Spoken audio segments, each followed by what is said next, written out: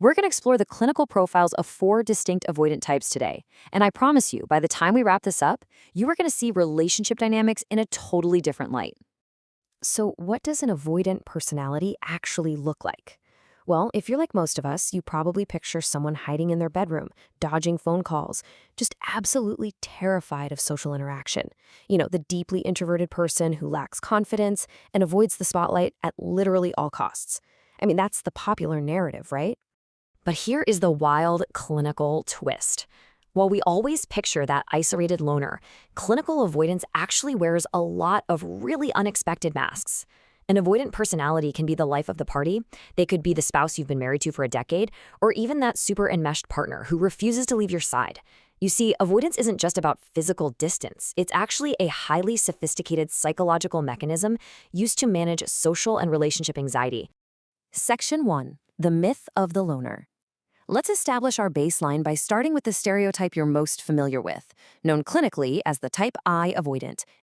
The absolutely crucial point here is that these shy, withdrawn avoidants are what we call neophobes. Breaking that word down, it basically means they are entirely paralyzed by the fear of the unknown. They use withdrawal to manage their social anxiety because, to them, initiating anything new feels like stepping into an active minefield of potential criticism, humiliation, or rejection. And the extreme lengths they'll go to are, well, they're fascinating, but also pretty heartbreaking. The clinical source material details this one case of a patient who just kept retreating. Like year 1, he started in a crowded city, then moved to a small town to escape the noise. Year 3, he relocates to a high-fenced farm. Year 5, he flees to a remote desert because the shadows in the farm woods were frightening him. Eventually, by year 7, he took a mailroom job way beneath his capabilities just to avoid all coworker contact. Even minor slights sent him into this massive spiral of sleepless nights and absolute burnout. He literally kept moving just to escape the terrifying noise of, well, life and living. Now, others might not move out to the desert, but they create a psychological fortress instead.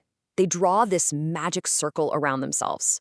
Picture, say, a resentfully compliant daughter living at home. She attends craft shows, collects things, maintains casual acquaintances, sure, but absolutely no one important is allowed to breach the walls of that circle. They fill their lives with impersonal interests to just safely block out any chance of true intimacy.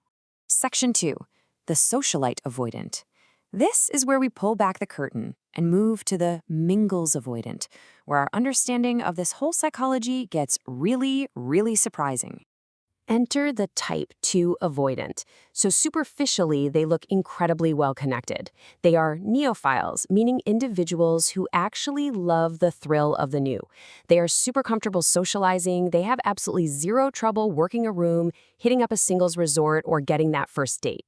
They actually want to and genuinely like to initiate relationships. But the psychological contrast here is just striking. While our type 1 loner is terrified of the unknown and fears initiating contact, the type 2 socialite avoidant is actually terrified of the familiar. They fear continuing the connection. They find it exceptionally easy to form a new relationship, but practically impossible to keep it going once that shiny veneer of newness wears off and, real closeness threatens to set in. And there isn't just one single way to be a socialite avoidant. Clinical profiles actually reveal 5 distinct subtypes of this type 2 personality: anxious, ambivalent, masochistic, dissociative, and hypomanic. Each of these utilizes a completely different, highly specific tactic to dodge true intimacy, all while appearing totally 100% socially engaged. Section 3. Subtypes of sabotage. Let's dive right into the specific and honestly sometimes highly destructive ways these type 2 subtypes guarantee their own relationship failures. These tactics are wildly fascinating. First, you have the anxious types. They expect miracles and have catastrophic reactions to minor slights. One tiny rejection and they completely catastrophize, crying never again. Then you have the masochistic types. They complain about fearing rejection, but they actually secretly desire it. They roam in these closed packs of friends to ensure they never meet an available outsider. Or they'll specifically pursue married people just to guarantee the relationship fails. And the dissociative type? When faced with an actually successful connection, they literally freeze like a rabbit in headlights. They might defensively become hazy, act silly, or even enter trances to avoid those forbidden feelings of success. Next up are the ambivalent types' delaying tactics. These folks constantly vacillate. They beg you to love them, but the absolute second you get close, they push you away for invading their space. It's perfectly captured by the character Rodolphe in Flaubert's Madame Bovary. It's a step-by-step postponement. Step 1, he needs 2 more weeks for business. Step 2, asks for another 2 weeks. Step 3, he suddenly feels ill. Step 4, he takes a trip to postpone it even further. They just endlessly push back commitment until the other person simply gives up. And then we have the final type 2 subtype, the hypomanic avoidant. They're the kind of person who might drop an absurd reverse chic quote like, "I hate Mozart. He didn't die too young. On the contrary, he lived to be too old."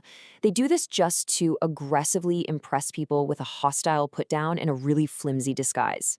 With a hypomanic profile, these avoidants frantically socialize, just jumping from one poorly chosen situation to another. They juggle these incredibly superficial relationships and literally treat their beautiful partners as hood ornaments, just someone on their arm to project superiority.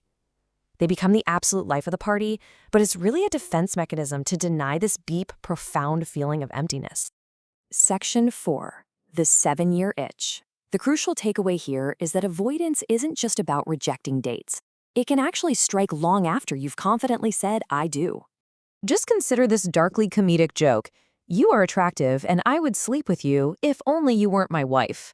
This perfectly captures the type 3 7-year itch avoidant.